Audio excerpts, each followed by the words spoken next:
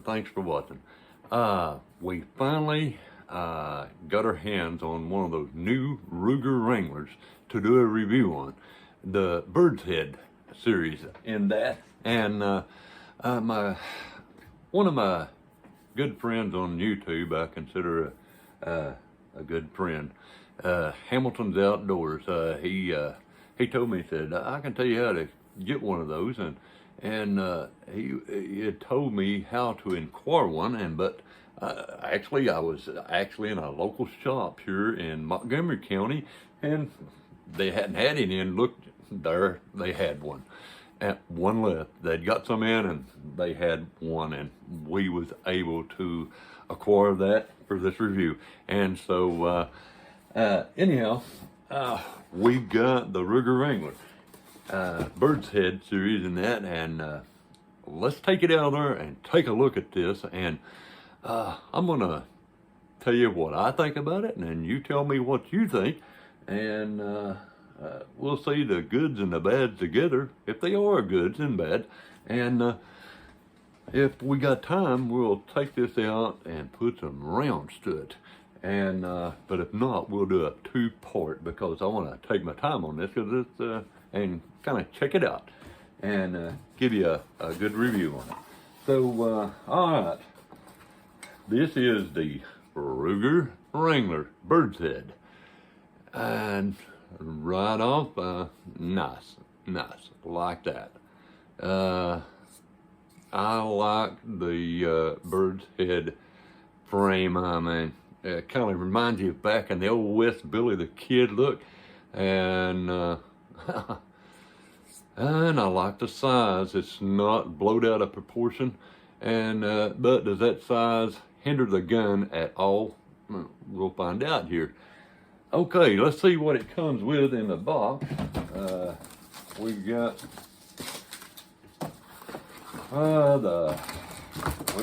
we've got the lock, and a thank you from Ruger, congratulating you on the front of the box here when you open it up. Your Ruger sticker, I like those. And you've got a full manual.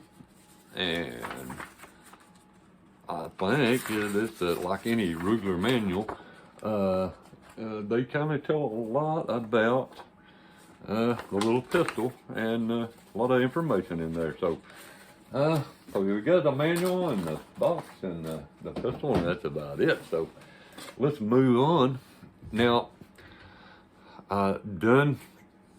seen something I don't much like this. Now this is super slick, smooth grips, and I would probably like to seen something like you know, a little rougher texture on that, or maybe even a Pacmar style than just hard plastic grips, you know. Because, you know, the more stable you are in holding your pistol and it's not sliding around, because there's nothing here to grip onto. It is smooth. Now I do like this. It's got some little indentions here. It kindly fits the contour of your hands and fingers, so that's going to help. But I would have liked to seen some more rougher texture on that, some kind of texture on that grip. And we'll check into that. I'm sure you can buy probably some kind of Pacmars or something that's a little bit more comfortable. Wood, I know you can get the wood. So, all right, that's okay. Now, something I do like about the Rugers, I like this, when you flip this gate open, it frees up everything. Like your traditional revolvers, like in your Colt style or your Heritage, when you flip the gate, that don't do anything. It's got to go back the second click, and then it frees up your cylinder. Well, this one frees this cylinder. It goes floating cylinder either way. And on your old traditional cowboy revolvers, if you bypassed a little bit, you couldn't roll back to put that shell in, and you'd have to turn the cylinder on around. I'm sure you probably had that problem one time or another. But this one, you can just simply roll it back and forth and fill your gun up, and you're ready to go. Now, I like that. And as I understand, you have to close your gate, and then you can actually cock this pistol. So it locks that the hammer and stuff up when it's not going to cock until this is closed, so, and locked. So but I like that. Now I'm kind of concerned about this little short shell ejector rod, because when you shoot a lot of 22s out there, guys, and that powder, the pressure wants to push it right through your rod, your cylinder rod that holds your cylinder. And I'm going to take this out and show you what I'm talking about. There's not really, that I can see, enough room to get that out. And what I like to do, I like to clean that little hole out right here where your rod runs through your cylinder there in your frame, because that can build up in there and gum up, and it can get pretty tight. But now you're going to have to pretty much, I think, on this one, is disassemble your shell ejector assembly to actually get that out. Now I'll work more with it, but I don't want to pry around and bend nothing.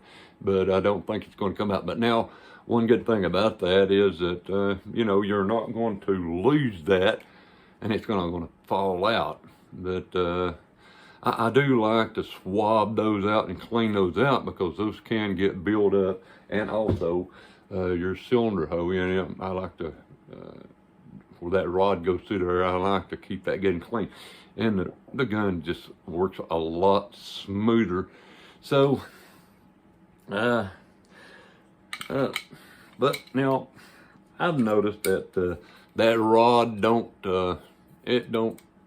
push back super long ways, but I think it's going to be good enough to get your shell out, and I don't think there's going to be any problem there. And the size, I just like, I don't know, it looks like it's going to be easy to get around, and that's got a 1 14 twist. I'm pretty sure of that. And now the overall on the barrel is 3.75. The overall length of the whole gun is 8.62, and the weight is 28 ounces. So I mean, not too bad. And I'll tell you what, that is super smooth. It's a little stiff, but now that trigger pull seems great on that. I liked that. I mean, and when it locks back, that is tight. I mean, there's no slack there. I mean, that is tight.